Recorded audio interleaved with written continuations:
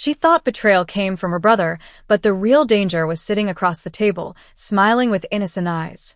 This isn't just a story of theft, it's a story of revenge.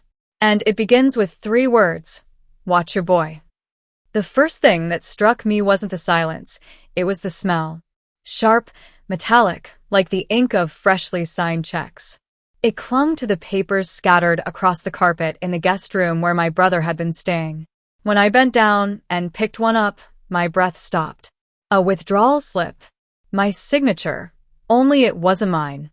The figure blurred before my eyes. $20,000. Beneath it, another slip. $35,000. My throat tightened as I gathered them with trembling hands. The room had been stripped bare. The suitcase I had seen in the corner last night was gone.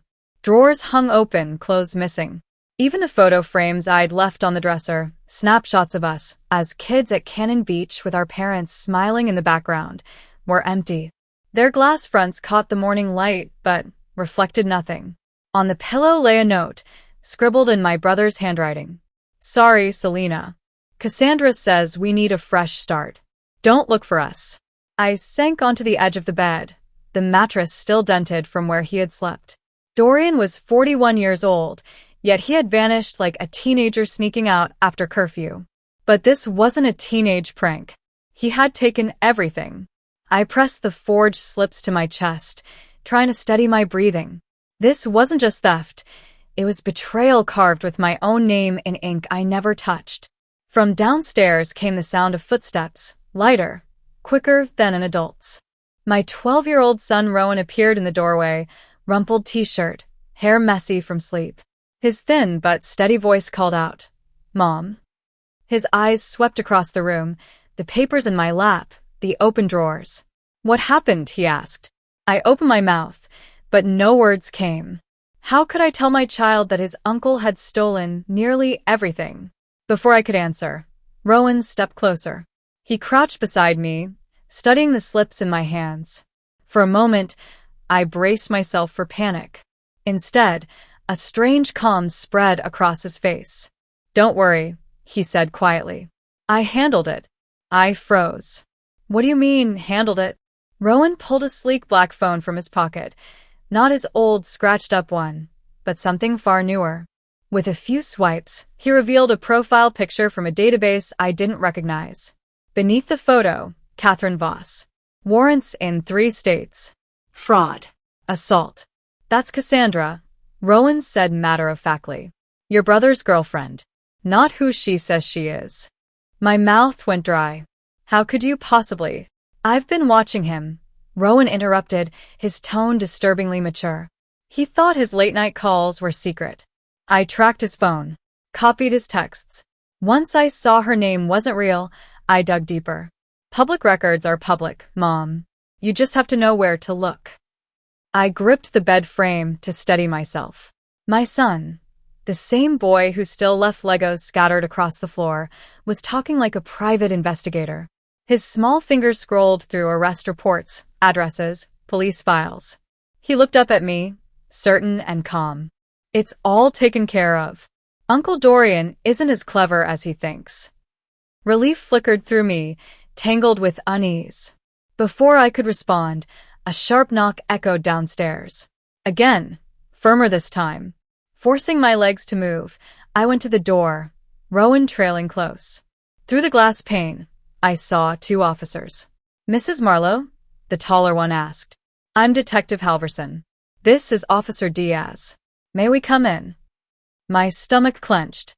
I stepped aside, motioning them to the living room. Rowan sat neatly in the armchair, hands folded in his lap. Halverson pulled a folder from under his arm and laid it open on the table.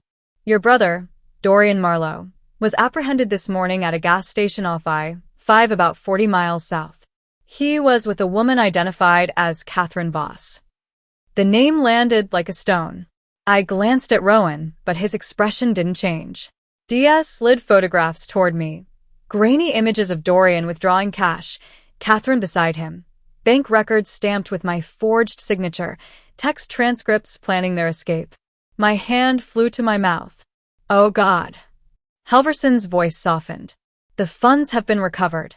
We'll need your verification, but it looks like you'll get most of your money back. I nodded, though my mind spun. The tip they had received, it wasn't anonymous. It was Rowan. Before I could process it, the phone on the end table rang. My hand shook as I picked it up. Selena, Dorian's voice rasped through static. It's me. Don't hang up. Please. Where are you? I whispered. County jail. They got us, me and Catherine. But listen, this wasn't random. Someone set me up. They knew everything. Our route, the burner phones, the withdrawals. Who else could have known that? Someone close. I stared at the folder on the table. Rowan sat a few feet away, silent, his gaze fixed on me.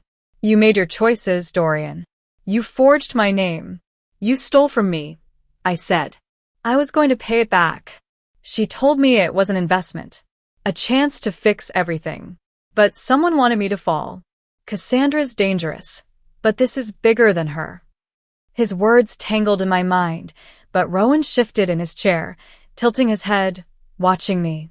I don't know anything, I said at last, voice thin but firm. You don't get it, Dorian gasped. They're playing a game with us. Be careful. Then the line went dead. Silence filled the room. Rowan leaned back, legs crossed, his small smile sharp as glass. Maybe she betrayed him. Criminals eat their own. The suggestion was simple, but it sank cold and heavy in my chest.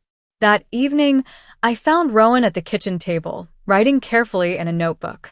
Homework, I asked. A letter for Uncle Dorian, he said calmly. Later, when he went upstairs, I found the letter left behind. I shouldn't have opened it, but I did.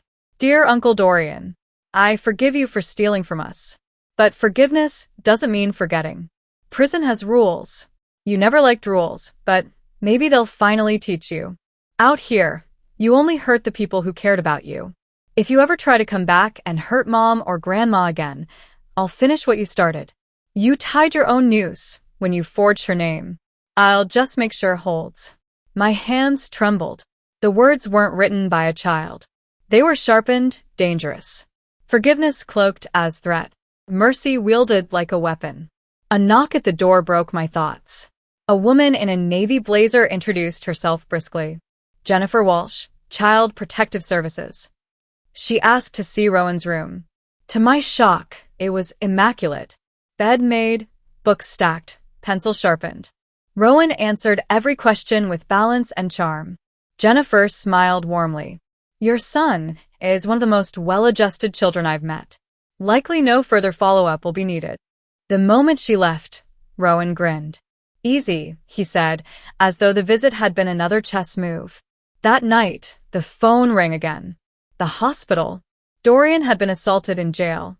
When I arrived, his bruised neck and pale skin made him look younger, broken. His voice rasped. Selena, listen. Watch your boy. Rowan knew everything before I even acted.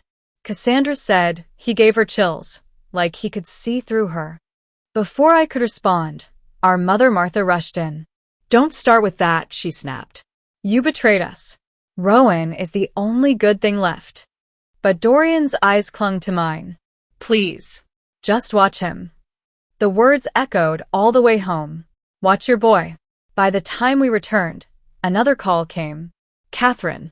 Her voice hissed like venom. I know who tipped the police. If you don't want me telling Dorian the truth. Rowan plucked the phone from my hand. His tone was steady, almost amused. If you really knew anything, you wouldn't be calling from a burner. You'd be running, which you should be. A curse.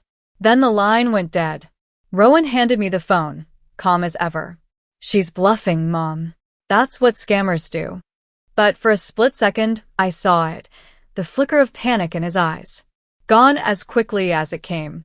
Later that night, I found his notebook again.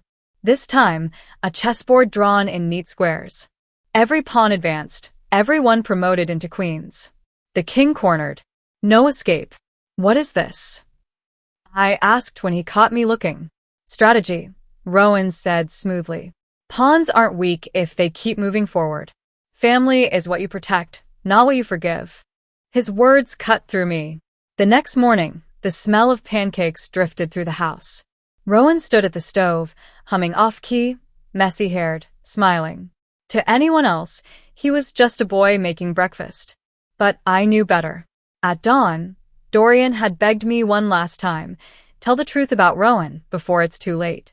But I locked Rowan's letter in the fireproof safe, alongside birth certificates and insurance papers. The letter, and the truth, would stay hidden.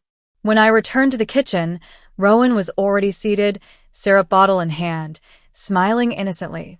"Good morning, Mom." I forced a smile, though the pancakes turned to ash in my mouth. Silence, I told myself, was protection, even as I wondered what game my son was already planning next.